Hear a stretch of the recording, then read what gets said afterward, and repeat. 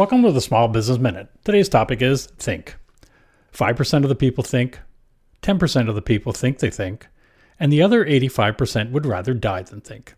This often repeated quote is regularly but wrongly attributed to Thomas Edison, Henry Ford, and the philosopher Bertrand Russell, all big thinkers in their own right.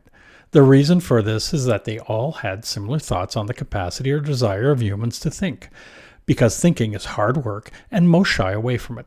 By the way, the actual author is Woods Hutchinson, an American physician who published Balanced Work in an edition of the Saturday Evening Post.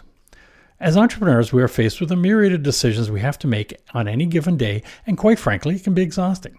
Couple that with all our other responsibilities, it leaves little time, or more precisely, the energy to think. By think, I mean intentionally focusing on a problem, opportunity, or challenge without distraction for an extended period of time as we search for the best solution. This is often referred to as critical thinking.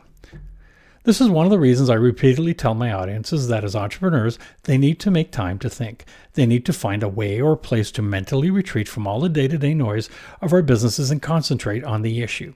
For years, I've used my daily walk or bike ride to ponder an issue. This 30 to 60-minute escape effectively disconnects me from all the other noise or distractions and provides focused time needed.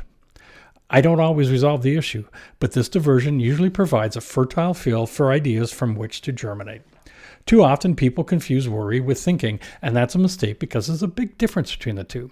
Worry usually has too much emotional baggage attached to it and often has negative connotations that cloud our judgment. Whereas critical thinking, on the other hand, is starting with a clean sheet and an opportunity mindset. This sets the stage to evaluate the issue or issues from a 360-degree perspective. The other upside to pondering our own solutions is that it enhances our decision-making process. To seriously think requires you to draw on all your knowledge and to determine any gaps you may have. Researching these gaps then adds to your knowledge, and the more knowledge we gain, the more information we have to apply against future decisions. Another way to look at it is thinking is like exercise for the brain. As with all exercise, it builds strength, resilience, and endurance to specific parts of our bodies. The same principles apply to thinking. The more we do it, the better we become, which in turn allows you to perform at a higher level.